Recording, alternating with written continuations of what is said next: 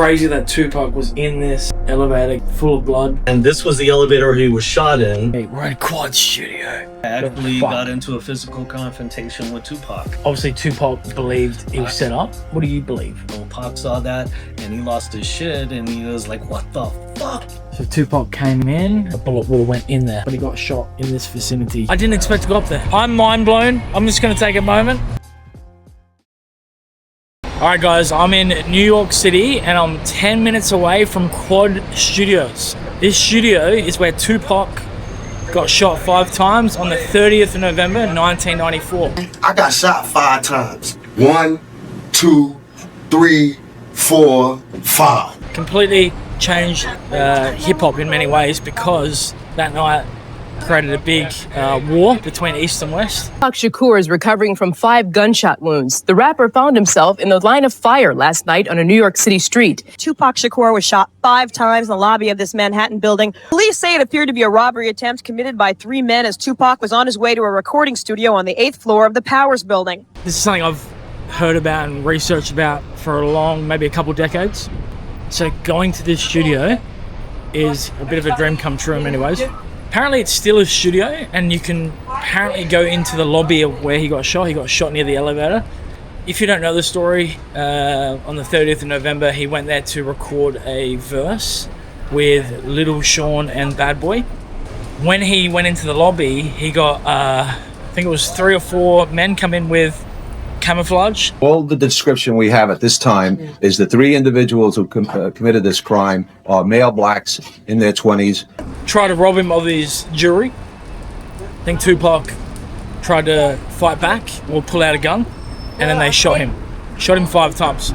He resisted and a struggle ensued, and that's when the shots rang out. They said, give up the jewelry and get on the floor. Tupac was resisted. The other 3 complied. Well, tell me what happened at the recording studios in Times Square. I got shot 5 times. I walked in. Some dudes walked in and shot me up. Took some jewelry. And a little myth, I don't know if it's true. Apparently there's like a bullet hole still in the elevator. So I'm gonna try see if that's a true myth or I'm gonna bust the myth. Yeah, so Tupac believed it was not random. He thought it was set up.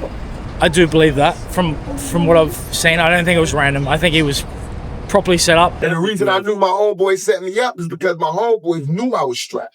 The dudes came straight for me. My homeboys is behind the niggas. Like, they running for the sway. My homeboys behind the niggas, and they didn't do nothing. They knew I was strapped. All they had to do was grab the nigga. And I could have bust. And they say, get, and these niggas dropped to the floor. I knew it was a setup. So, do you think Puffy was involved in your shooting? I believe so. I do believe so. I have proved things that I can say that will back up my claim, but this is not for the world to know about. You know what I mean? It's between me and him, and only he knows. I don't believe they wanted to kill him, though. I think if they wanted to kill him, they would have. I think they just wanted to take his jewelry and warn him. I think it was like a warning. Whatever it was, it's, yeah, wasn't good. Quad Studio is very close to Times Square. Times Square's there. I think it's just up here. Apparently this is it here. Up here?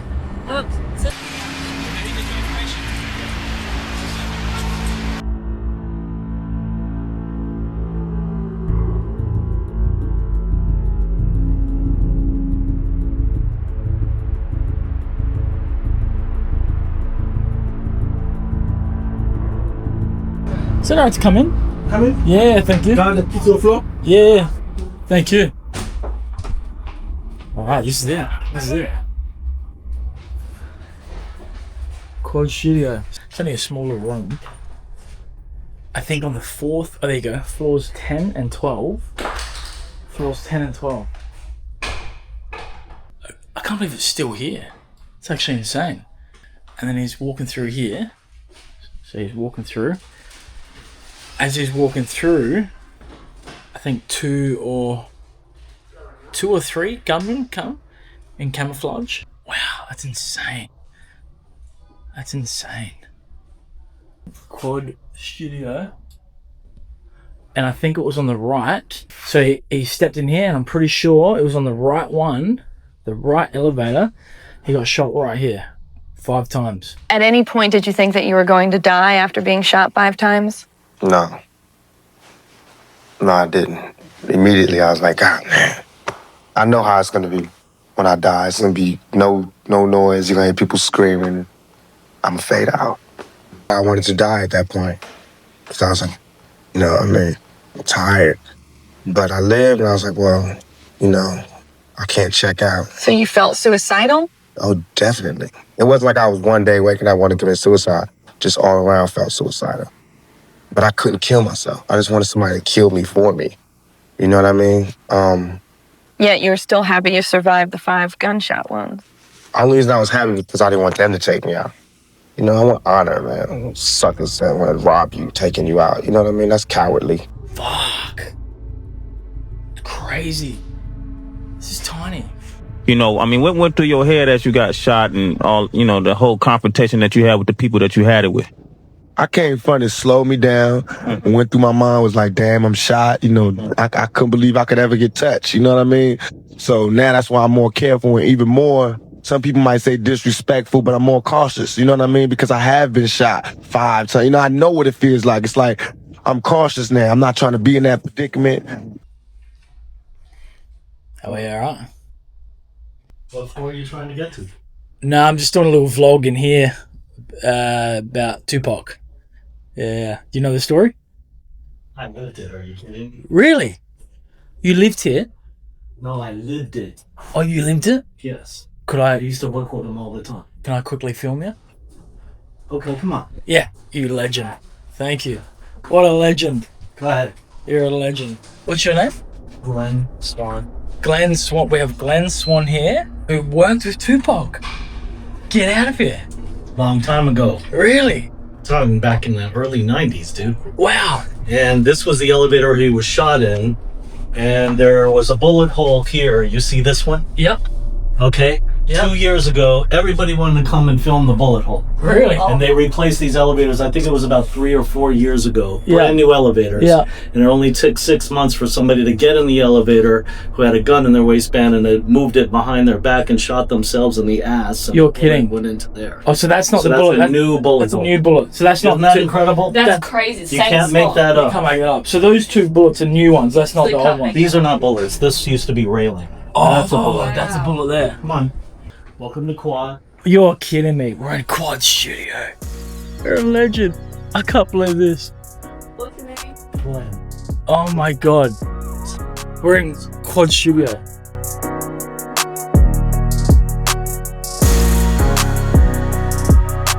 Holy sh! Is Naughty by Nature. When I used Wow. to work with them. Wow, They Trex. signed all that for me. Oh my god. Yeah, Tretch is beautiful people. KG's badass. Wow. Good people. Wow. This is insane. And this is known as Q3. Yep. This is where we do a lot of our famous actor dialogue producers work in there. Oh my god. Wow. This is actually insane. Do you like manage this place or own it or like? Yeah. This is amazing. Oh, Belly. Here. Love that movie. Those are just the tip of the iceberg. There's millions. We could have 50,000 plaques here. Quad has been here since the late 70s. Some of the biggest hit records in history have been. Wow. Oh my god. Oh my god. And this is Studio Q2. Yep. So this is our mid-sized room for, you know, so clients have a space for their entourages and stuff. Is this the main studio or is this? No, I'll show you the main studio in a minute. And so all of these things are the tip of the iceberg. Cool. There's Pop and Biggie. Coldplay? Big Shoes. Oh wow. These are, Yeah. This is Alessio. Hey, Alessio. Owner, one of our owners. Oh wow. Look at that. Oh my god. Sorry. This is so cool. Wow. This is the one of the main ones. Yeah, this is our best room, in my opinion, but they're all good. This is Studio Q1. All of our rooms begin with a Q. Q. And you have the podcast space now, so we do a lot of big podcast stuff in here. And of course, 2 Chainz is a Grammy-winning artist, businessman who's built an empire without ever losing his authenticity. Together. Wow. And we do a lot of famous actors in here that come in and do their voiceovers or their vocals for songs in movies and stuff like that. Wow. And that is so so cool. this gets moved around And this is the main room of Q1. Wow. And as you can imagine, it's very popular with the big artists because it's a Neve console, which is very valuable, analog. Wow. All the classic gear there. This is the lounge. This is the lounge. Cool. Get a view. Oh my god, that's Times Square. Holy shit. Okay, this is made Then one you day. just made his whole year. Yeah, this is my whole year. So is this the main one where like Biggie, Tupac would have come? No, those rooms don't exist anymore. Oh, they don't exist? No. Okay. A long time ago, Quad was multiple floors of the building, almost every floor. Really? And they were each floor was one studio. Yeah. But that's back when you had real musicians still playing instruments and Yeah. you needed a big space. Now most people, they just do vocals. Yeah. Or if they do a guitar, keyboard, or a bass, they can do it in a Computerized. small room. Yeah. This is a modernized version of what Quad used to be. Now you've got like 2 studios on one floor instead of the entire floor of the building, one floor being a studio. That's funny how so many tourists want to film the lobby or the elevator and get a picture of the bullet hole, which is gone, obviously. Yeah. But it still looks like if you didn't tell me that, I would have thought that was the bullet hole. Exactly. But these 2 things are not bullet holes. Yeah, this used to be a silver railing. That's rails. So guys, if you come in, that ain't a bullet hole. No. And that's a bullet hole, but that's not Tupac's. That's some That's- guy shot his own ass. That was another guy working in the studio. This is our event space. Wow. So we do a lot of record release parties. Yep. Corporate events, showcase performances, parties, whatever. Lots of good stuff. You work with a lot of artists, not just one or two. You work with Exactly. many. Yeah. And are there many that still are well known that come here to this day? All the time. All the time. I get the legends in here all the time as well as the current stars. Wow. This is Studio Q4. Busta Rhymes uses this room all the time. Really? Yeah. He was here last night. You're kidding me? So Busta Rhymes was here last night. What a legend. Okay, this is the vocal booth. So Busta Rhymes comes in here. He was here last night. Busta Rhymes was here last night. This is actually insane. Can't believe this. Sorry if I'm fucking saying wow a lot, but I can't believe this. I only expected to go into the lobby. Busta Rhymes was here last night, laying vocals. So you're a music producer. So you manage, but you produce music. Yes. So you would have produced some of Tupac's, Biggie's, everyone's. No, I didn't get to produce any of them. But Okay, I worked on all the sessions with him. When I was working with him, Stretch was producing most of his stuff. Yeah. He was here that day with the shooting. But it wasn't in Quad. It was in another studio, which was on the next corner called Unique Recording. Okay. They closed in 2004. But Wow. Quad and Unique were equal famous studios in New York, if you want to say. Wow. But back then, it was all major label artists 24/7 because technology didn't allow for people to be in their house phones. Yeah. Yeah, that's the beauty of it all, is that Quad's history sells itself. Exactly. It's So much history here, and you can be a part of it by recording it. Yeah, true. So Madonna used to record here a long time ago? Yes. Is Then there recently, I think it was like 4 or 5 years ago, she was here. Wow. crazy? So you wanted to ask about Tupac. Yeah, so we'll get into. So What do you want to know? I'd love to know when did you meet him? First time meeting him? What was your experience with him? His energy? Do you remember? Yeah, it was in the early days of Unique Recording when I was working there. He started coming in to work on his records.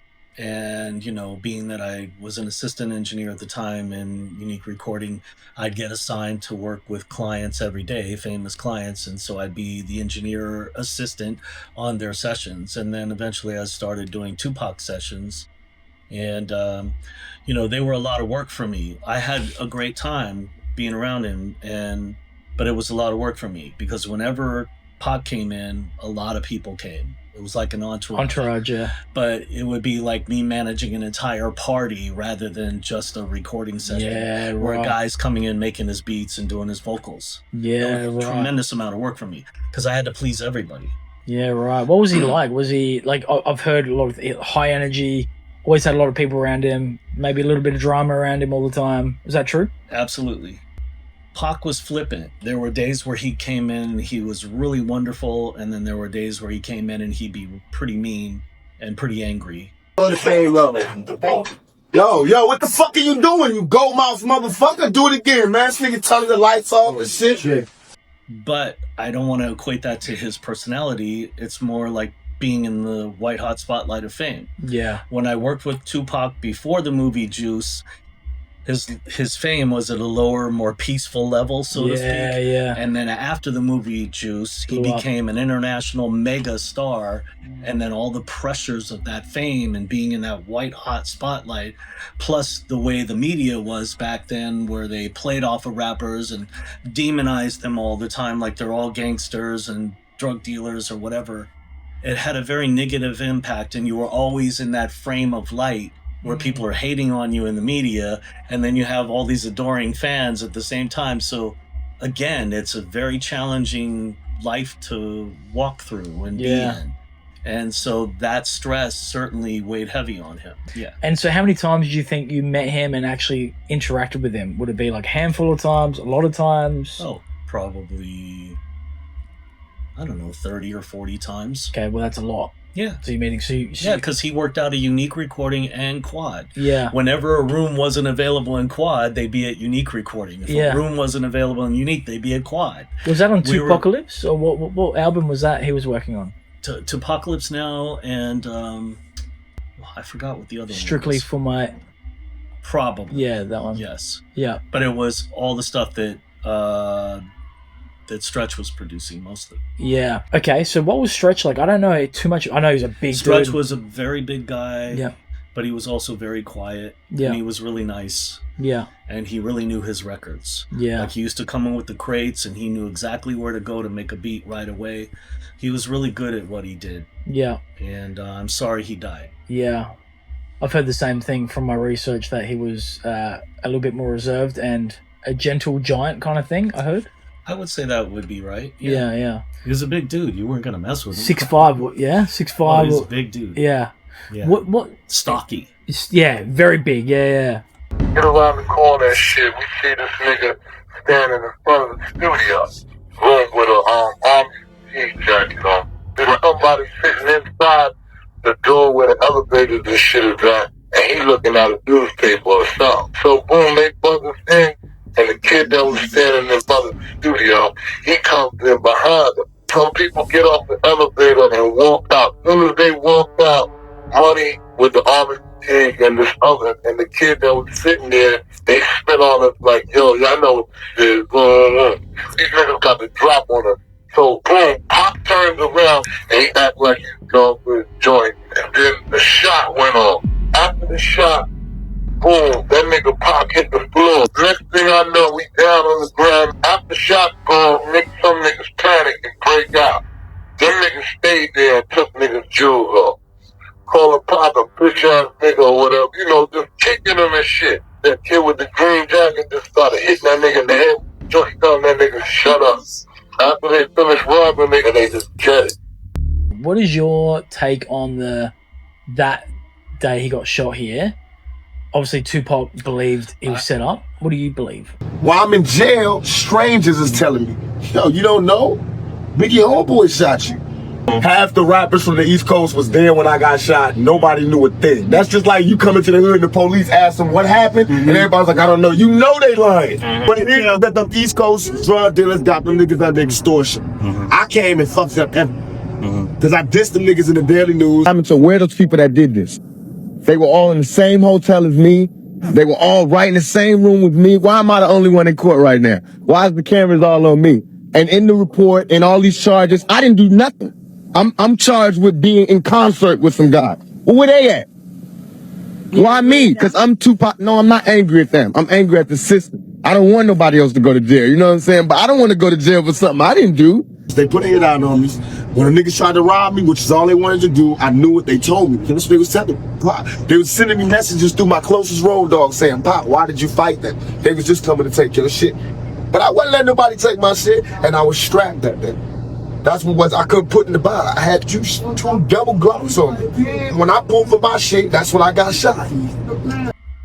I don't believe he was set up. Yeah. Well, partially. I mean, somebody knew he was here, so they came to rob him. Yeah. But I don't think Biggie did that. I don't think so. Because I worked with Biggie a lot, and Biggie was a really beautiful person. It was hard to think that he ever sold drugs. It was pretty incredible because he was really smart and he was very good-hearted, which shows that he was raised well by his mom, because kids who are raised with a lot of love generally reflect that as they become adults. Yeah. And he loved his friends, and then he wanted them to be famous and rich too, and that's how Junior Mafia came about. Because Junior Mafia was really just Biggie's friends. Yeah, Little C's. Yes. Little C, yeah. That's right, Little C's. Yeah. Oh, man.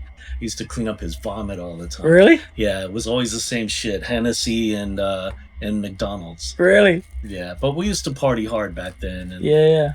Quad Studios. You saw Tupac coming in the building, correct? Yeah. I see the bandana. He's always wearing that bandana. You're big. Pac downstairs. He like, you lying. I'm like, nah, dead ass. He downstairs. He was like, oh, all right, go get him. That's when me and Nino get into the elevator. And when I was about to walk out, two dudes came from both sides. Get the fuck back in the elevator. Oh, shit. I go back upstairs. I'm like, yo, B.I. Pac downstairs getting robbed right now. He like, stop playing. And but going back to Biggie, no fucking way in hell would he do something like that. Yeah, I don't believe so either. No. Tupac article had me pissed off, you know what I'm saying? And the rumors that's spreading is on some tip like we set him up, you know what I'm saying? And that's crazy. It's just ridiculous, you know what I'm saying? But then I also understand that if you was to get shot 5 times, mine is just completely spinning, you know what I'm saying? You're real confused about your situation. So it'll cause you to say things that you really don't mean. I think what I've researched is even Tupac knew that. He was just blaming him. He thinks he should have given him a heads up, which I think he did. But he was kind of blaming him, not for the shooting, but that he might have known more information and didn't give him information. About a week before I got shot, he knew the nigga that was shot me, and he was like, Pop, don't hang around this nigga, you know me, you know. We walked in with the nigga that shot, that ended up shooting me. He's like, Pop, don't fuck with this nigga, because I knew the nigga too, he was my co-defendant. And I was like, what you mean? He's like, I'll talk to you about it later, and we didn't talk. The next time I saw him was at the studio where I got shot. So I knew he knew what happened. So I was like, Biggie, what happened?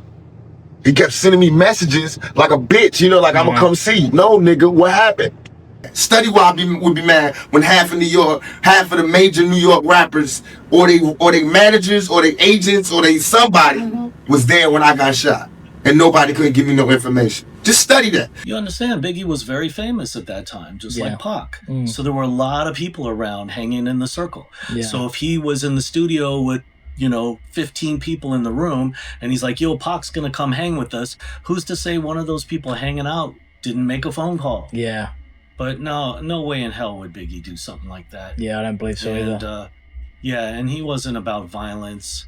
And even when Pac was trying to create a beef through the media and his Vibe magazine interview and stuff, and the media would be right in Biggie's face for an answer, trying to, see him say something negative. Yeah. And then they could escalate the beef, sell more newspapers, whatever.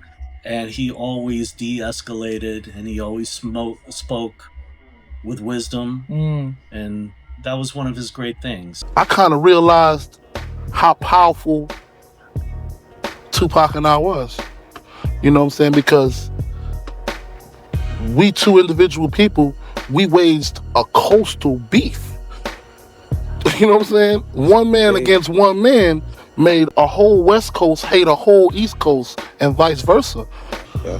I gotta be the one to flip it and take my power and flip it like, yo, it gotta be dead, you know what I'm saying? Because he can't do that. You know what I'm saying? He can't be the one to be like, yo, I wanna squash it, because he's gone. But getting back to Pac, I used to bring my daughter to the studio sometimes because I couldn't afford a babysitter, and a lot of my sessions would go all night. So I would bring Eileen with me, who was just a toddler at the time, about 3-4 years old, to the sessions with Pac, and he didn't care.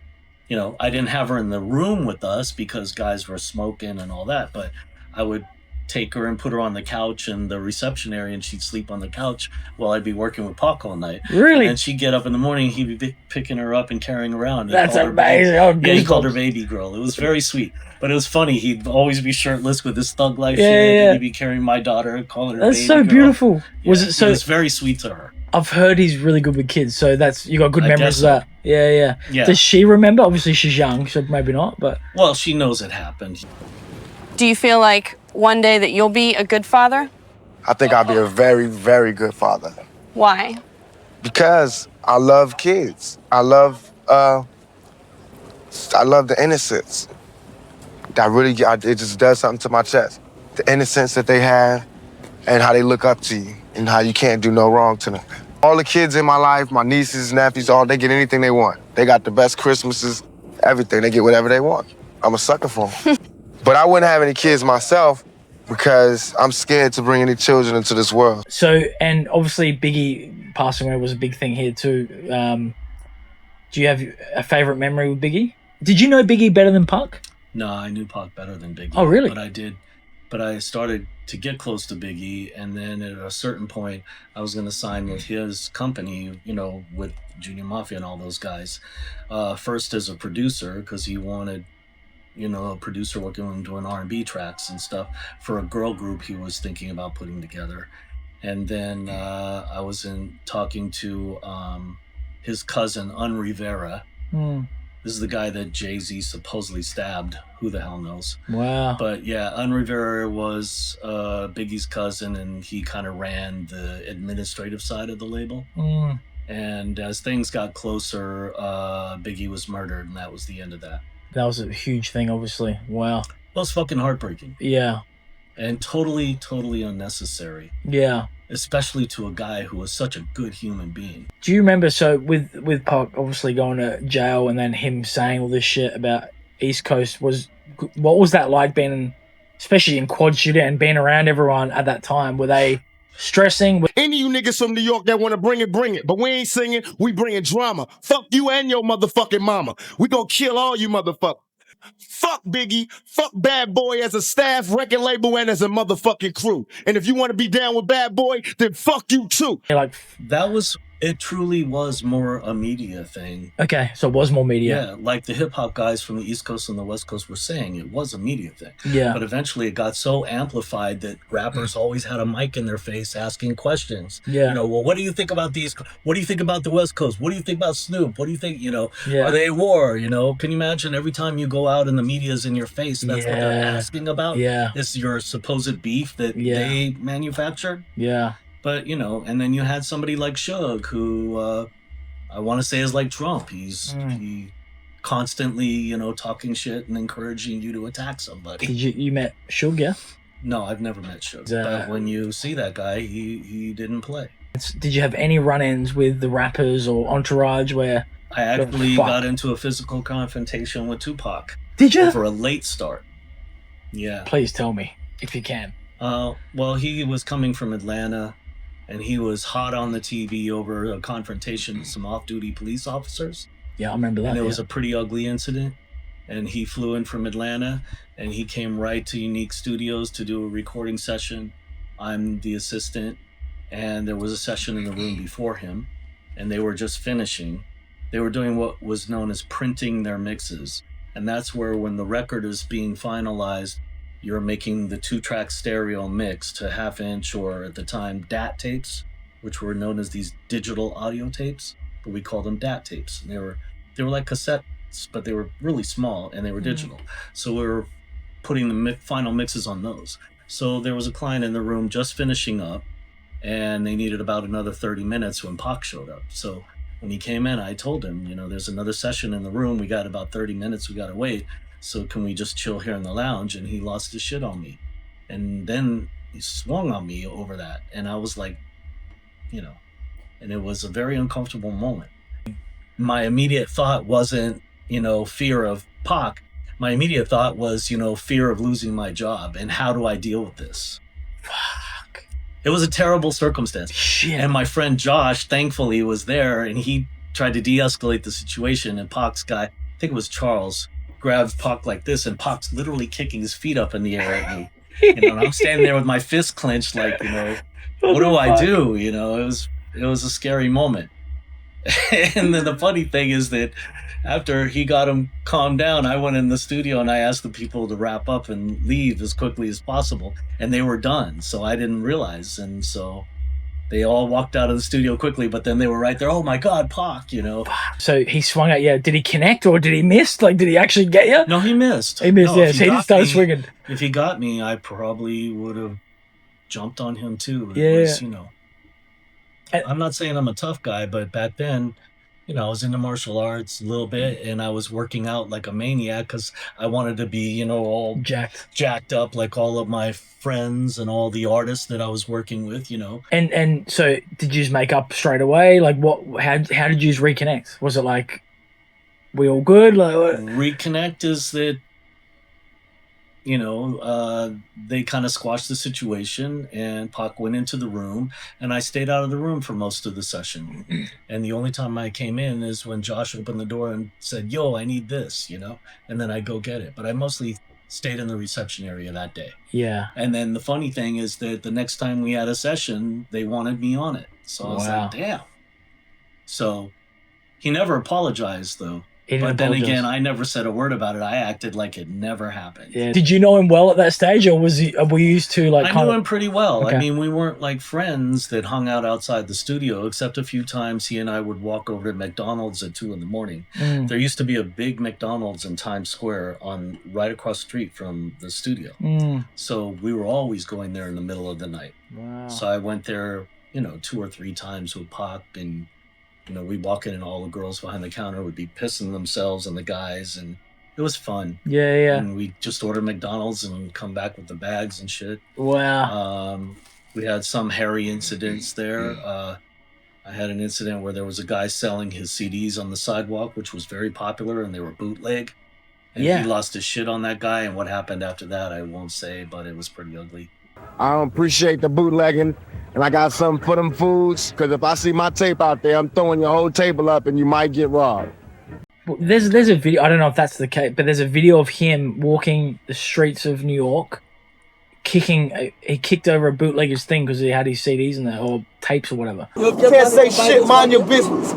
You mind your business. You don't have nothing to do with it. You ain't got shit to do with it. Well, this one went further than that. It was, Okay. It was bad. Yeah, yeah. And, you know, it was just an African dude. He, you know, didn't speak good English. Mm. And it was really surreal to see because he had what everybody had at the time. They used to use like a blanket. Yeah. And they'd lay a blanket on the sidewalk and they put all the biggest hit new CDs in stacks, and they were all bootleg CDs. They weren't the originals that the label was selling. Mm. So these are pirated CDs.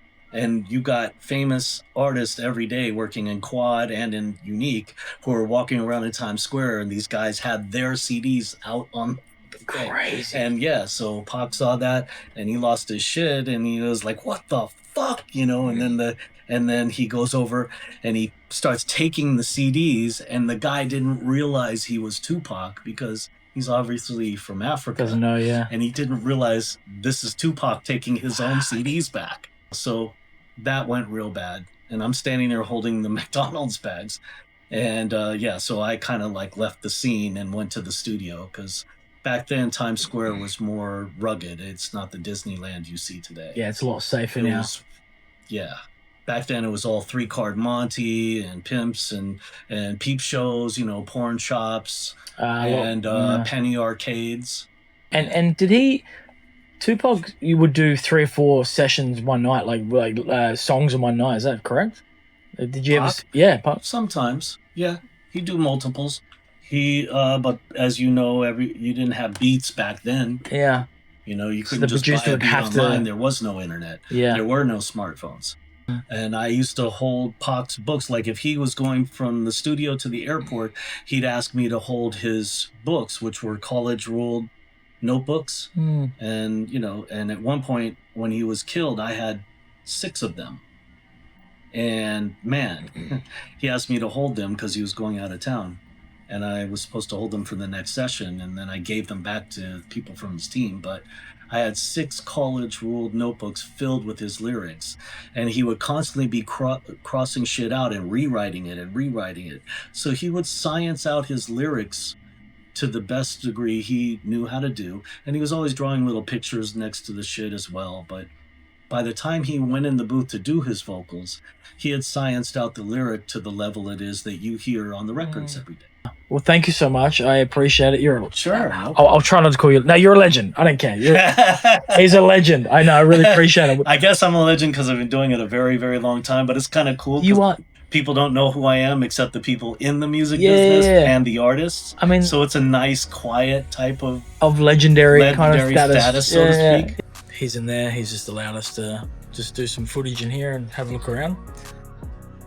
Just feel so blessed. Like I was just gonna go into the lobby and check out the lobby, but I'm up here in Quad Studios where they recorded all the amazing music, not just Tupac, but Biggie, Busta Rhymes, everyone, even Jay-Z, many people being in these studios. I just can't believe it. It's just unbelievable that Glenn was so generous with his time and allowed us to come up here. Didn't expect that at all. This is it.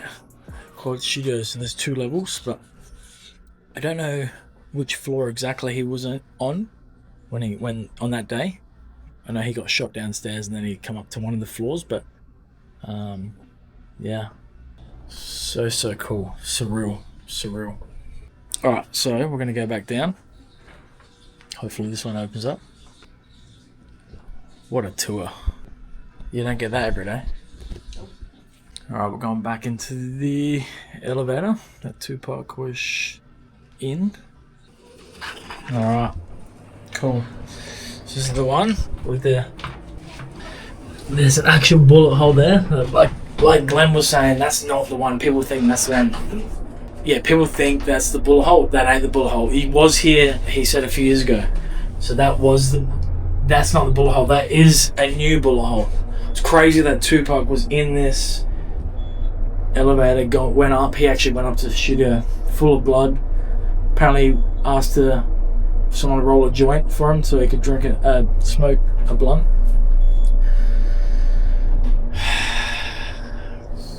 It's so crazy. This is so crazy.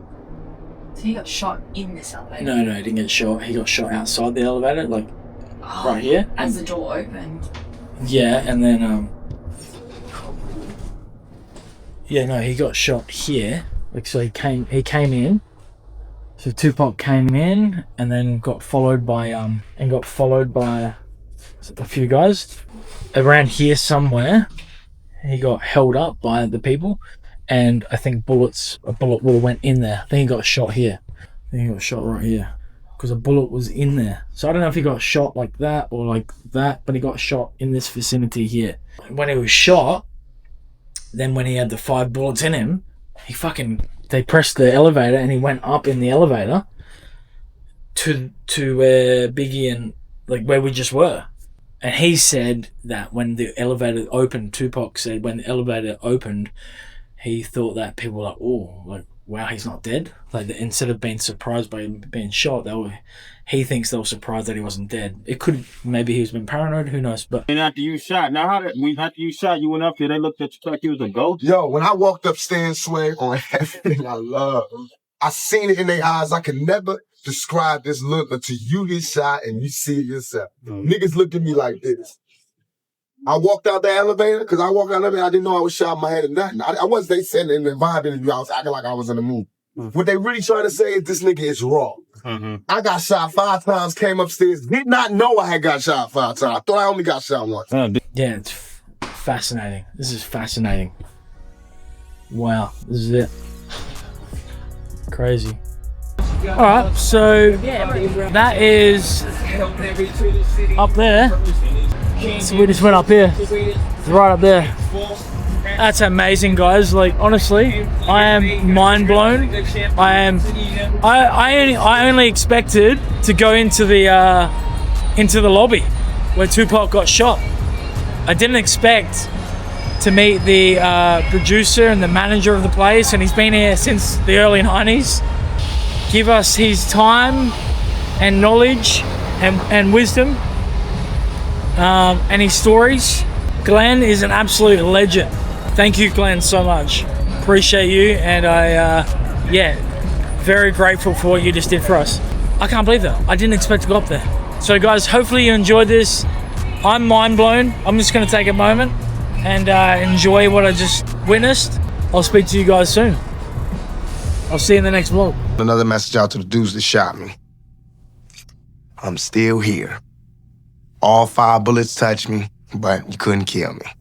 So all you did was really just give me that much more ambition, that much more drive to go forward. You really won't be able to stop me because I'm gonna be unstoppable. Because my heart is strong, my drive is strong. I mean, I feel like God put his hands on me.